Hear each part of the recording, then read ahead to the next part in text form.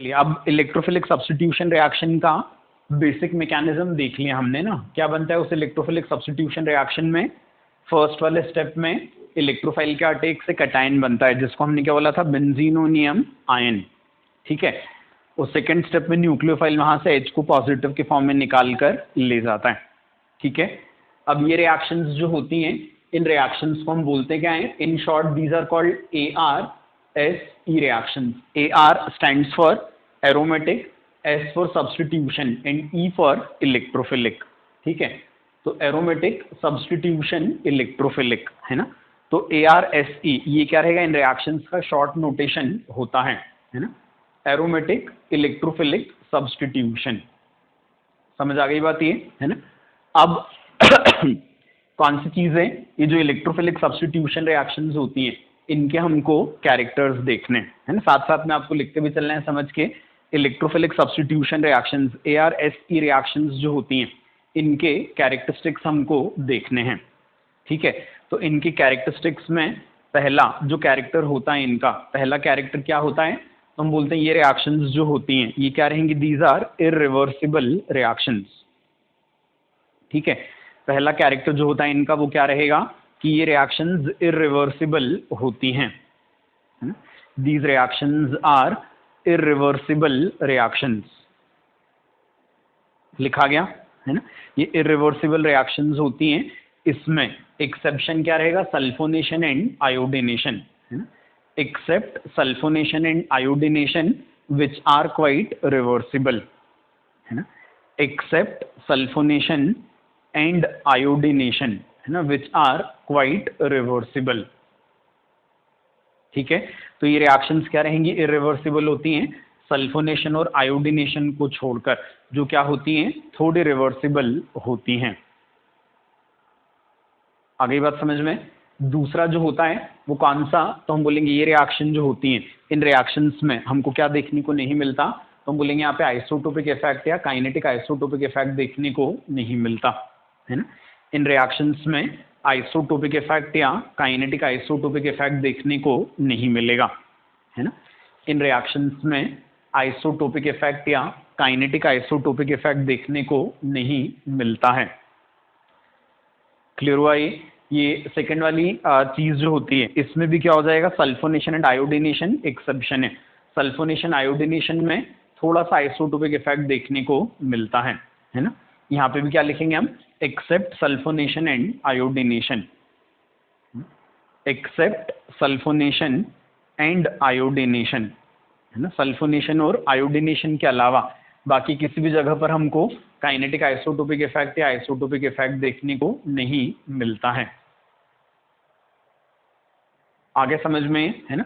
अब non observation of isotopic effect in these reactions, ये क्या भी होता है? तो हम बोलेंगे ये रिएक्शन दो स्टेप में होती हैं, दो स्टेप्स में होती हैं, इसको प्रूव भी करता है ये, है ना। So this is what in evidence in support of two step mechanism for electrophilic substitution, है ना। किस टाइप से समझें इसको, है ना। वैसे अपन उसमें E2 रिएक्शन के टाइम पे देख ही चुके थे, है ना। क्या होता है यहाँ पर? तो हमने बोला रिएक्शन के लिए दो ऑप्शंस हैं। एक तो अपन ने लिखा ही हुआ है कि दो स्टेप में होती है। फर्स्ट स्टेप में इलेक्ट्रोफाइल का अटैक एंड सेकंड स्टेप में फिर क्या? कार्बन हाइड्रोजन बॉन्ड का ब्रेकिंग। अब यदि ये रिएक्शंस वैसे नहीं हो रही होती तो क्या नेट में दो ही बॉन्ड्स टूट रहे हैं, तो या तो दो अलग अलग स्टेप्स में एक एक बॉन्ड टूट जाता, या क्या हो जाता? एक ही स्टेप में दोनों बॉन्ड्स टूट जाते हैं, है ना। ये दोनों चीजें हो सकती थी। समझ आ रही बात ये? तो हमने दो स्टेप वाला मैकेनिज्म तो लिखा ही हुआ है। अब ये सिंगल स्टेप मैकेनिज्म देखते हैं। तो हम बोलेंगे यदि यहां पर क्या होता, तो हम बोलेंगे कार्बन हाइड्रोजन है और यदि हम ड्यूटेरियम लेते तो फिर ड्यूटेरियम होता, है ना। आइसोटोपिक इफेक्ट में हमको क्या ही करना पड़ता है? एलिमेंट के अलग अलग आइसोटोप्स लेने पड़ते हैं। तो कौन सी चीज अपन बोलेंगे यहाँ पर कि इलेक्ट्रोफाइल जब अटैक कर रहा है तो कार्बन हाइड्रोजन बॉन्ड टूट रहा है, कौन सी चीज होगी? यदि ड्यूटेरियम होता तो कार्बन ड्यूटेरियम बॉन्ड भी यही टूटता। ठीक है। अब रिएक्शन यदि सिंगल स्टेप वाली हो रही होती तो क्या होता? फिर वही उसका RDS होता। ठीक है। अब यदि वही उसका RDS होता तो उसमें यदि CH बॉन्ड टूटता तो जल्दी टूटता, और CD बॉन्ड क्या होता है? उससे ज्यादा स्ट्रांग, तो वो धीरे धीरे टूटता। आ रहा है क्या समझ में? अब CD बॉन्ड यदि धीरे धीरे टूटेगा मतलब ड्यूटेरियम लेने पर क्या हो जाएगा? रिएक्शन का रेट कम हो जाएगा। है ना। ड्यूटेरियम लेने पर क्या हो जाएगा, तो हम बोलेंगे रिएक्शन का रेट कम हो जाता है। समझ आ रही बात है। बट एक्चुअली तो क्या नहीं दिख रहा, आइसोटोपिक इफेक्ट दिख नहीं रहा है। बट यदि एक स्टेप वाला मैकेनिज्म होता तो CH बॉन्ड जल्दी टूट कर रिएक्शन को फास्ट करवाता, तो CD बॉन्ड धीरे टूट कर रिएक्शन को स्लो करवाता। तो ऐसे समय पर हमको क्या दिख जाता, आइसोटोप बदलने पर रिएक्शन के रेट में अंतर, मतलब आइसोटोपिक इफेक्ट दिखता। समझ आ रही बात है। बट एक्चुअली होता क्या है, आइसोटोपिक इफेक्ट दिखता नहीं है। इसका मतलब रिएक्शन कैसी नहीं हो सकती, एक स्टेप वाली या कंसर्टेड मैकेनिज्म वाली नहीं हो सकती। तो अब दूसरा ऑल्टरनेट क्या होता है, तो हमने वो लिखा ही हुआ है कि पहले क्या हो जाएगा, कार्बन इलेक्ट्रोफाइल बॉन्ड बन जाएगा एक स्टेप में, और उसके बाद फिर कार्बन हाइड्रोजन बॉन्ड टूटेगा। और कार्बन हाइड्रोजन बॉन्ड जहां टूट रहा है वो क्या रिएक्शन का फास्ट स्टेप है। तो इसलिए यदि आपने H की जगह D लिया तो CD बॉन्ड भी कहां टूटेगा, फास्ट स्टेप में। और फास्ट स्टेप का क्या नहीं होता, रिएक्शन के रेट से कोई लेना देना नहीं होता। आए ना समझ में बराबर ही।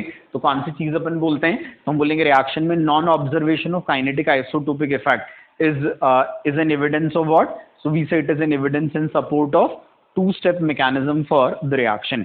One is what, attack of electrophile which is slow, and second is what, loss of H और D which is what, fast step of the reaction. Clear है अच्छे से, है ना। तो दो इसके कैरेक्टर्स हैं, और दोनों ही कैरेक्टर्स में एक्सेप्शन क्या है, sulphonation and iodination. Sulphonation iodination reversible भी होते हैं, और ये आइसोटोपिक इफेक्ट भी शो करते हैं। समझ आ गई बात है। क्वेश्चंस के लिए इंपॉर्टेंट चीजें याद रखना है। अब इसके बाद फिर अगली चीज जो हमको देखनी है इसमें, ये कौन सी वाली रहेगी, तो this we call what, that reactivity. ठीक है, अगला वाला जो कॉन्सेप्ट है वो क्या रहेगा, तो हम बोलेंगे अलग अलग बेंजीन्स की हमको अब क्या देखनी है, रिएक्टिविटी देखनी है फॉर ARSE रिएक्शंस, है ना। अलग अलग बेंजीन से मतलब क्या, तो हम बोलेंगे बेंजीन पर से हमने हाइड्रोजन को हटाकर क्या लगा दिया, किसी सब्स्टिट्यूएंट को लगा दिया, है ना। बेंजीन पर से हमने हाइड्रोजन को हटाकर क्या लगा दिया, किसी सब्स्टिट्यूएंट को लगा दिया। समझ आ गई बात ये, है ना। तो बेंजीन पर से हाइड्रोजन को हटाकर किसी सब्स्टिट्यूएंट को लगाने से, है ना, क्या हो जाएगा, उसकी रिएक्टिविटी पर क्या असर होता है, अब ये हमको देखना है। ठीक है, अब कौन सी चीज अपन बोलते हैं इसमें कि रिएक्टिविटी देखने का फंडामेंटल अपन GOC से पढ़ते आ रहे हैं, अभी अल्कीन में भी, अल्कीन अल्काइन में भी पढ़ा हमने, है ना।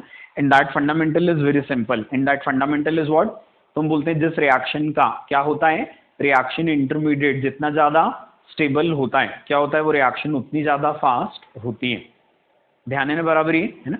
जिस रिएक्शन का रिएक्शन इंटरमीडिएट क्या रहेगा, जितना ज्यादा स्टेबल होगा, क्या हो जाएगा, वो रिएक्शन उतनी ज्यादा फास्ट हो जाती है। ध्यान बराबरी, है ना। तो कौन सी वाली चीज अपन बोलेंगे यहाँ पर, तो हम बोलेंगे इसमें रिएक्शन जो थी, इस रिएक्शन में क्या बनता था, reaction intermediate was what, that was benzenonium ion. वो बेंजीनोनियम आयन क्या होता है, कैटायन होता है। ठीक है ना। क्या बोला अपन ने, जिस रिएक्शन का रिएक्शन इंटरमीडिएट जितना ज्यादा स्टेबल, वो रिएक्शन उतनी ज्यादा फास्ट। ये जनरल फंडामेंटल है। अब इसको हम यहाँ अप्लाई कर रहे हैं ओवर ARSE रिएक्शन।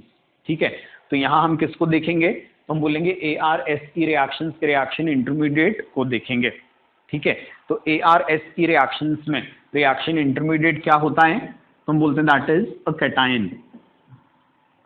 ठीक है, कैटायन को स्टेबल कौन बनाता है, तो हम बोलते हैं इलेक्ट्रॉन रिलीजिंग ग्रुप्स, है ना। इलेक्ट्रॉन रिलीजिंग ग्रुप्स जो होते हैं वो क्या करते हैं, कैटायन को स्टेबलाइज करते हैं, और डीस्टेबलाइज कौन करेगा, तो जस्ट द रिवर्स। तो we say these are destabilised by what, electron withdrawing groups, ना, these are destabilised by electron withdrawing groups. समझ आ गई बात ये। तो बस अब ये जो सब्स्टिट्यूटेड बेंजीन में हमने Z लगाया हुआ है, इसके नेचर से हम क्या कर पाएंगे, कैटायन की स्टेबिलिटी जज कर पाएंगे। और कैटायन यदि क्या होगा, ज्यादा स्टेबल, तो रिएक्शन फास्ट हो जाएगी, और कैटायन यदि कम स्टेबल होगा तो रिएक्शन स्लो हो जाएगी। समझ आ गई बात ये, है ना। तो कौन सी वाली चीज हम बोलते हैं कि Z जो होता है ना, if it happens to be what, some electron releasing group, है ना। Z जो बेंजीन पर हमने लगाया है, जो सब्स्टिट्यूएंट लगाया है, यदि कैसा हो जाएगा, इलेक्ट्रॉन रिलीजिंग ग्रुप हो जाए, तो क्या हो जाएगा, ये कैटायन जो बनेगा बेंजीनोनियम आयन, वो स्टेबल हो जाएगा। वो कैटाइन यदि स्टेबल हो जाएगा मतलब क्या हो जाएगा, Z के बेंजीन पर जोड़ने के बाद बेंजीन की रिएक्टिविटी बढ़ जाएगी। समझ आ गई बात ये। तो ऐसा वाला जो Z होता है जो क्या करता है, रिएक्टिविटी बढ़वाता है, उसको हम क्या बोलते हैं, दिस वी कॉल एक्टिवेटिंग। तो जो ERG ग्रुप्स होते हैं, ये ERG ग्रुप्स क्या कहलाते हैं, these are called activating groups, है ना, जो बेंजीन की रिएक्टिविटी बढ़वा रहे हैं फॉर इलेक्ट्रोफिलिक सब्स्टिट्यूशन। समझ आ गई बात ये। वैसे ही कौन सी चीज है, ये Z यदि इलेक्ट्रॉन विड्रॉइंग होगा तो कैटाइन को डिस्टेबलाइज कौन करता है, इलेक्ट्रॉन विड्रॉइंग ग्रुप्स करते हैं। ठीक है, तो जब बेंजीन पर हमने Z लगाया जो इलेक्ट्रॉन विड्रॉइंग था, तो ये इलेक्ट्रॉन विड्रॉइंग ग्रुप क्या कर देगा, तो हम बोलेंगे कैटाइन की स्टेबिलिटी को कम करवा देता है। अब यदि कैटाइन कम स्टेबल हो जाएगा तो कौन सी चीज हो जाएगी, तो हम बोलेंगे कैटाइन की कम स्टेबिलिटी क्या करवा देगी, बेंजीन की रिएक्टिविटी कम करवा देगी। समझ आ गई बात ये। तो ऐसे वाले जो सब्स्टिट्यूएंट्स होते हैं जो बेंजीन की रिएक्टिविटी कम करवाते हैं बेंजीन पर जोड़ने के बाद, इनको क्या कहा जाता है, डी एक्टिवेटिंग। ठीक है, तो ये जो इलेक्ट्रॉन विड्रॉइंग ग्रुप्स होते हैं, है ना, इलेक्ट्रॉन विड्रॉइंग ग्रुप्स क्या करेंगे, तो हम बोलेंगे इलेक्ट्रॉन विड्रॉइंग ग्रुप्स जो होते हैं ये कैटायंस को डिस्टेबलाइज करके क्या कर देते हैं, बेंजीन की रिएक्टिविटी इलेक्ट्रोफिलिक सब्स्टिट्यूशन के लिए कम कर देते हैं। समझ आ गई बात ये, है ना। क्या हो जाएगा, तो हमने बोला इलेक्ट्रॉन विड्रॉइंग ग्रुप्स कैटायन को क्या कर रहे हैं, डिस्टेबलाइज कर देते हैं। ठीक है, जिस वजह से क्या हो जाता है, बेंजीन की रिएक्टिविटी इलेक्ट्रोफिलिक सब्स्टिट्यूशन रिएक्शंस के लिए कम हो जाती है। समझ आ गई बात ये। तो बेंजीन पर किसका रहना, इलेक्ट्रॉन रिलीजिंग ग्रुप्स का रहना बेंजीन की रिएक्टिविटी बढ़वा देता है फॉर इलेक्ट्रोफिलिक सब्स्टिट्यूशन, और बेंजीन पर किसका रहना, इलेक्ट्रॉन विड्रॉइंग ग्रुप्स का रहना बेंजीन की रिएक्टिविटी कम करवा देता है फॉर इलेक्ट्रोफिलिक सब्स्टिट्यूशन। समझ आ गई बात अच्छे से ये, है ना। अब इसके बाद फिर नेक्स्ट वाला जो फंडामेंटल होगा इलेक्ट्रोफिलिक सब्स्टिट्यूशन रिएक्शन से रिलेटेड, ये कौन सा रहेगा, दैट इज ओरिएंटेशन, या यही क्या भी कहलाता है, डायरेक्टिव इन्फ्लुएंस भी कहलाता है ना इलेक्ट्रोफिलिक सब्स्टिट्यूशन में, है ना। तो अगली चीज हम क्या देख रहे हैं, ओरिएंटेशन और डायरेक्टिव इन्फ्लुएंस, है ना, ओरिएंटेशन और डायरेक्टिव इन्फ्लुएंस, या इसी को हम क्या बोलते हैं, regio chemistry. It is orientation और डायरेक्टिव इन्फ्लुएंस, है ना, या यही क्या भी कहलाता है, regio chemistry of the reaction. ठीक है ना, it is orientation, directive influence और regio chemistry of the reaction. ठीक है, तो इसमें हमको क्या देखना है फिर से, तो हम बोलेंगे हमने जैसे नॉर्मल बेंजीन पर जब इलेक्ट्रोफाइल आता है तो all the carbon atoms they were equivalent, तो इलेक्ट्रोफाइल कहीं भी चला जाए कोई फर्क नहीं पड़ रहा था। ठीक है, लेकिन जब हम बेंजीन को क्या कर देते हैं, मोनो सब्स्टिट्यूट कर दें एक हाइड्रोजन को हटा के हमने किसी ग्रुप को लगा दिया, तो अब यहाँ आने के बाद क्या हो जाता है, तो हम बोलेंगे अब ये वाली पोजीशन ऑर्थो, ये मेटा, और ये वाली पोजीशन क्या बन जाती है, दैट इज पैरा पोजीशन बन जाती है। समझ आ गई बात ये, है ना। ये वाली जो पोजीशंस हैं ये क्या हो जाएंगी, तो हम बोलेंगे these are ortho, meta and para positions. आया क्या समझ में, है ना। अब अगली चीज जो अपन बोलते हैं ये कौन सी हो जाएगी, तो हम बोलेंगे अब सारी पोजीशंस इक्विवेलेंट नहीं रही, तो अब यहाँ पर इलेक्ट्रोफाइल अलग अलग जगह पर यदि जाएगा तो बनने वाले प्रोडक्ट में फिर अंतर आ जाता है। समझ आ गई बात ये।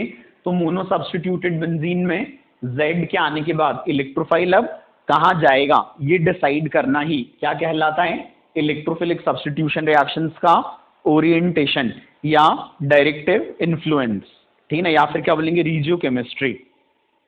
समझ आ गई बात ये, है ना। तो हम कौन सी चीज बोलते हैं,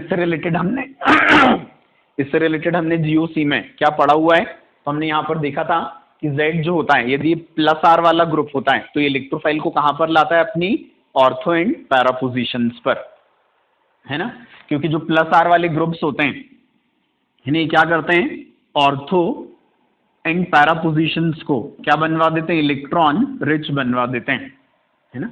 Z यदि प्लस R होगा तो ये ऑर्थो एंड पैरा पोजीशंस को क्या करेगा, अपने इलेक्ट्रॉन भेजकर इलेक्ट्रॉन रिच बनवा देता है।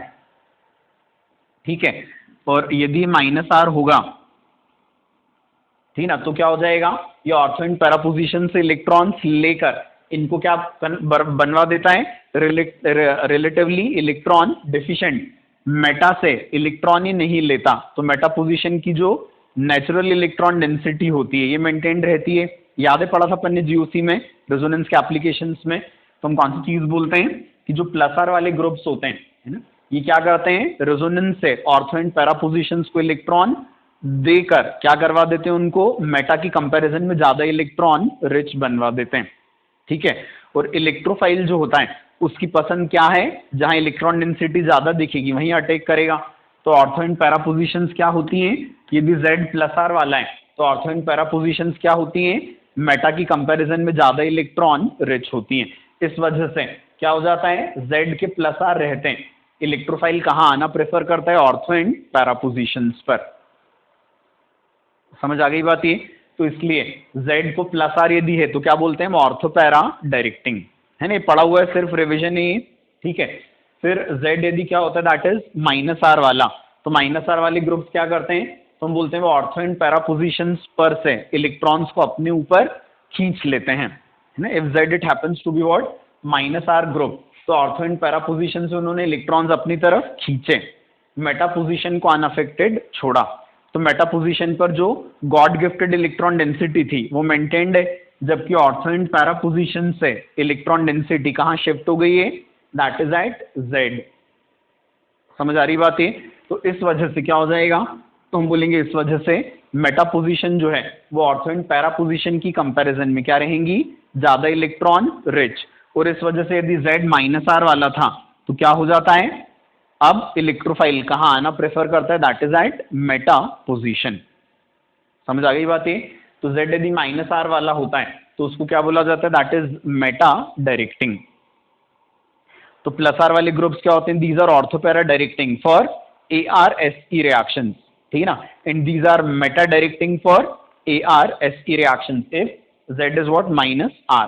सो minus R groups are meta directing. Clear हो गया। फिर हमने कौन सी चीज देखी थी कि जो अल्काइल ग्रुप होता है, ठीक है ना, इसका बेंजीन के साथ रेजोनेंस नहीं होता, बट क्या होता है, इसका हाइपर कॉन्जुगेशन होता है। ठीक है, तो अल्काइल ग्रुप्स जो होते हैं, है ना, बेटर टू राइट अल्काइल, है ना, R is what alkyl group. तो if Z is alkyl group तो कौन सी चीज हो जाएगी, तो हम बोलते हैं ये भी क्या हो जाएगा, that is ortho para directing. Z यदि अल्काइल ग्रुप होगा तो अल्काइल ग्रुप क्या होता है, ortho para directing, and this is due to what, that hyperconjugation, है ना, this is due to hyperconjugation. क्योंकि R ग्रुप का बेंजीन के साथ रेजोनेंस नहीं था तो इसका ओरिएंटेशन हम नहीं समझा पा रहे थे रेजोनेंस के बेसिस पर, तो ये हमने देखा था हाइपर कॉन्जुगेशन में, है ना। और यदि कौन सी चीज होती है, बेंजीन पर CH3 ग्रुप लगा हुआ हो तो ये ग्रुप क्या होता है, दिस इज मेटा डायरेक्टिंग, है ना। CH3 ग्रुप जो होता है ये क्या होता है, that is meta directing and that is due to what -H, है ना, that is reverse hyperconjugation. ये हमने 11th में GOC में पढ़ा हुआ है ना। तो ये वाले ग्रुप्स जो बेंजीन के साथ अल्काइल ग्रुप एंड CH3 जो क्या नहीं होते, बेंजीन के साथ रेजोनेंस में नहीं होते, तो अल्काइल ग्रुप का ऑर्थो पैरा ओरिएंटेशन +H या हाइपर कॉन्जुगेशन से समझाते हैं, और CH3 का मेटा ओरिएंटेशन या मेटा डायरेक्टिंग नेचर किससे समझाते हैं, -H या रिवर्स हाइपर कॉन्जुगेशन से। हे ध्यान बराबरी, है ना।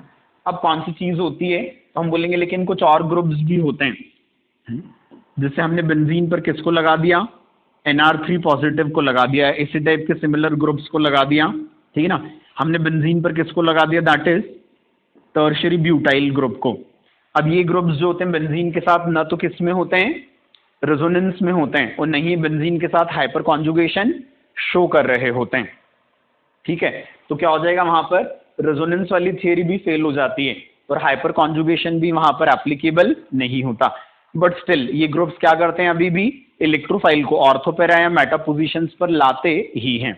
ठीक है, तो अब इनके ओरिएंटेशन को किस तरीके से समझा जाए, क्योंकि यहाँ पर न तो रेजोनेंस एप्लीकेबल है, नहीं हाइपर कॉन्जुगेशन एप्लीकेबल है। समझ आ रही बात ये। तो अब इनकी ओरिएंटेशन या इनकी जो रीजियो केमिस्ट्री होती है, इसको समझने के लिए क्या हो जाएगा, ओरिएंटेशन के लिए हमको एक अलग थियरी डेवलप करनी पड़ेगी। समझ आ गई बात ये? तो इसकी वो जो अलग थियरी अपन वो अगले वाले सेक्शन में देखते हैं हम।